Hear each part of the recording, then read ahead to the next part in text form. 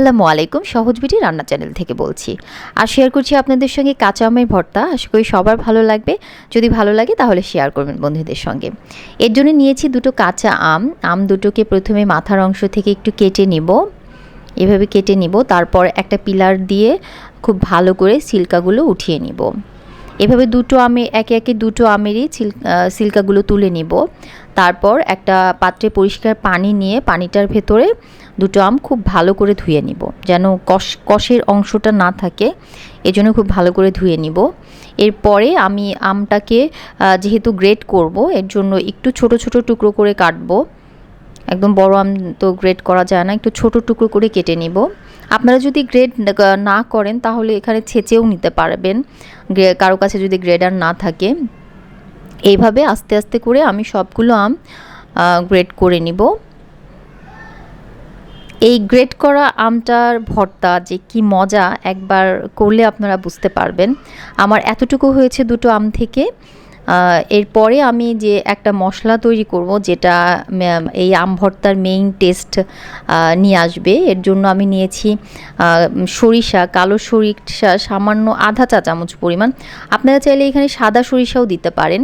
তারপরে নিয়েছি সামান্য একটু ধনিয়া পাতা, আর নিয়েছি 3টা কাঁচামরিচ। এটাকে আমি একটু থেতলে নিব।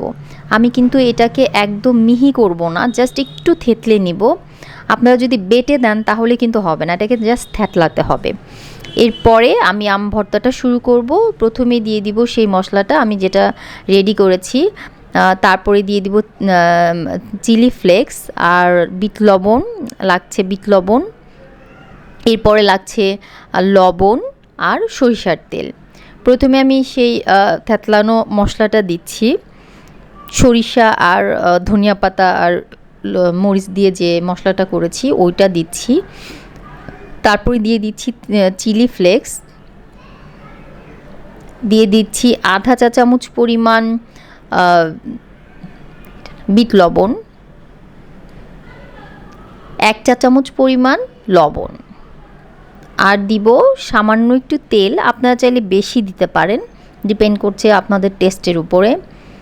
সব কিছু একসঙ্গে দেওয়ার পরে খুব ভালো করে নেড়েচেড়ে মেখে নিতে হবে। দেখতেই পাচ্ছেন যেমন দেখতে যতটা সুন্দর হয়েছে। আপনারা যদি এইভাবে আম ভর্তাটা করেন, জাস্ট এই ভর্তার প্রেমে পড়ে যাবেন। সত্যিকার একবার আপনারা টেস্ট করে দেখবেন, আশা করি সবার ভালো লাগবে।